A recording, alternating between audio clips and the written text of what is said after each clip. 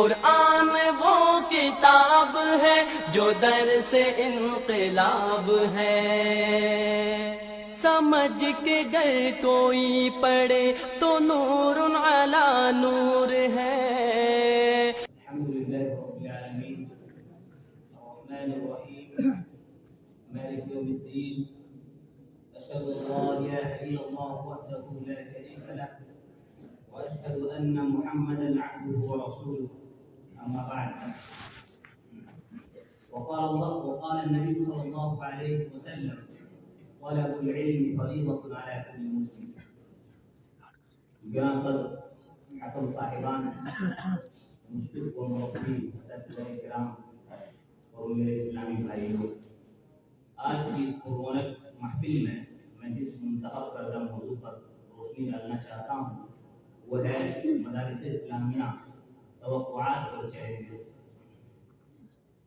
مدارس اسلامیہ جہاں اسلام کے قلعے، اسلامی تہذیب و ثقافت کے اقوالے، اسلامی تمدن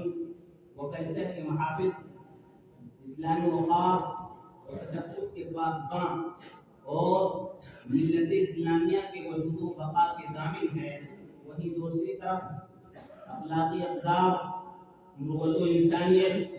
ہمدردی و غمخواری، امن و شانتی، صلح و آشتی، صدق و امانت، انسانیت سے محبت اور ظلم سے نفرت سکھانے کے گہوارے اور کردار سازی و شخصیت کو سنوارنے کے مدارس۔ یہ مدارس اسلامیہ پورے ملک میں علم و تعلیم پھیلانے اور ملک میں شرعی خواندگی بڑھانے میں بڑی سنجیدگی، اخلاص اور بجمعی سے لگے ہوئے ہیں۔ یہ مدرسہ ہے علامہ اقتدار نصابی، یہاں کی آگ سے انسان پڑھائے جاتے ہیں۔ میرے اسلامی بھائیوں، مدارس اسلام و ایمان کی تو مریسی کے مراکز ہیں۔ ملک کو تعلیم کی ڈگری پر لانے میں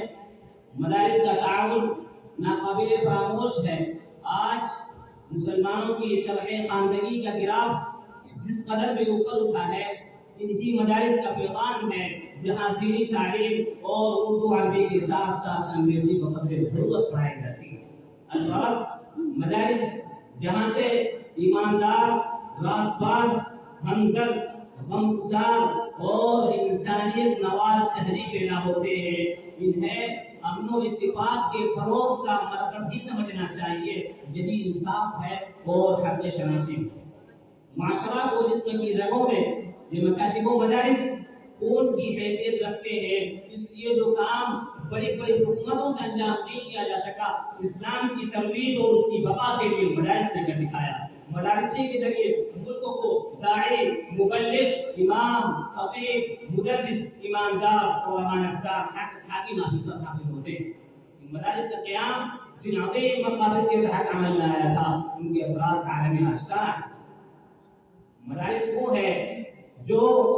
طالب علم کے درمیان اور اللہ کے درمیان ایک بلا واسطہ کی کڑی ہے، جس کا ایک سرا ادھر ہے اور دوسرا سرا اللہ تعالیٰ کے قبضے میں ہے۔ نیز منہج سلف کے مطابق قرآن و حدیث کی اشاعت کرنا، مسلمانوں کے درمیان دین اسلام کا صحیح تعارف پیش کرنا اور امت مسلمہ کو ضعیف و موضوع حدیث سے آگاہ کرنا اور اس کے برے اثرات سے بچانا اور انہیں فقہی جمود اور گروہی تعصب سے دور رکھنا، غرباء و مساکین اور بیواؤں کا حتی الامکان تعاون کرنا اور ایسی نسل تیار کرنا جو علوم کتاب و سنت سے آراستہ اور ملک و ملت کے لیے مفید ہو۔ ان جیسے بے شمار مقاصد کے تحت مدارس اسلامیہ کا وجود پذیر ہوا۔ لیکن بدقسمتی کی بات یہ ہے کہ عالمی سطح پر پرزور دہشت گردانہ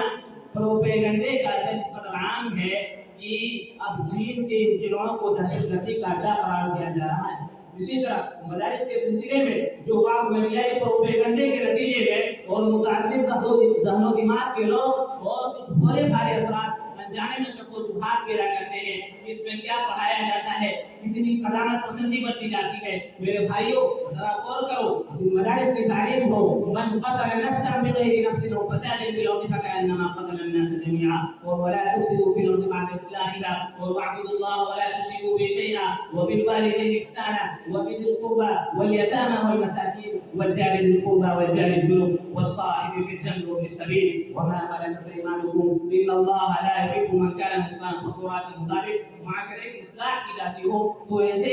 مدارس کو دہشت گردی اور شک و شبہات کی نظر سے دیکھنا کیسے درست ہو سکتا ہے؟ لیکن مدارس کے شفاف کردار کے باوجود دشمنان اسلام آئے دن مدارس کو نشانہ بناتے رہتے ہیں اور طرح طرح کے الزامات عائد کرتے رہتے ہیں، جبکہ آج تک مدارس سے الزامات کے بارے میں ثبوت فراہم نہیں ہو سکے، مگر دھرمی اور بے حیائی کی انتہائی ہے کہ آج بھی بہت سے لوگ انہی الزامات کو اعادہ کرتے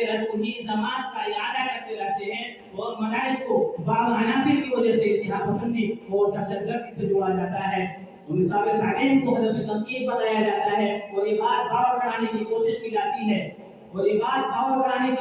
جاتی ہے کہ مدارس کا نصاب بچوں کی ذہنی اپج اور نشو و نما میں رکاوٹ پیدا کرتی ہے، اور پھر یہ مطالبہ کیا جاتا ہے کہ بعض مواد اور کتابوں کو نصاب سے خارج کرنا ضروری ہے کیونکہ اس سے ملکی امن و امان خطرے میں پڑ سکتا ہے۔ اسی طرح نصاب کے متعلق طرح طرح کی سازشیں کی جاتی ہیں، البتہ یہ تمام چیزیں درپیش ہیں، اگر ان چیزوں کو تعصب اور تلوثی سے دور ہٹا کر انصاف سے کام لیا جائے تو یہ ماننا پڑے گا کہ ان مدارس کے فضلاء نے عصری علوم حاصل کرنے کے بعد ملک کی جو ایمان سارانہ خدمات انجام دی ہے وہ ہماری ملک کی وہ قومی میراث کا بھی حصہ ہے۔ اس سے ثابت ہوتا ہے کہ مدارس کے نصاب کو عمومیت کے ساتھ دقیانوسیت سے تعبیر کرنا بہتر الزام ہے۔ افراط و تفریط سے بچتے ہوئے اپنے مدارس کے معاملے کو بھی سیریس لینا چاہیے، اس سلسلے میں حکومتوں کے سجھاؤ سے بھی استفادہ کی گنجائش رکھنی چاہیے اور مدارس کے سلسلے میں گورنمنٹ کے جو اقدامات ہیں ان کو سنجیدگی سے لیتے ہوئے ہر ممکنہ تعاون پیش کرنے کے ساتھ پورے وجود و اعتماد کے ساتھ ان کے سمے کا استعمال ہونا چاہیے۔ اسی طرح آج کے ماحول کے مطابق اصلی تعلیم بھی دینا ضروری ہے کیونکہ آج کے ماحول کے مطابق اس کا انکار نہیں کیا جا سکتا۔ وَأَقُولُ قَوْلِي هَٰذَا وَأَسْتَغْفِرُ اللَّهَ لِي وَلَكُمْ۔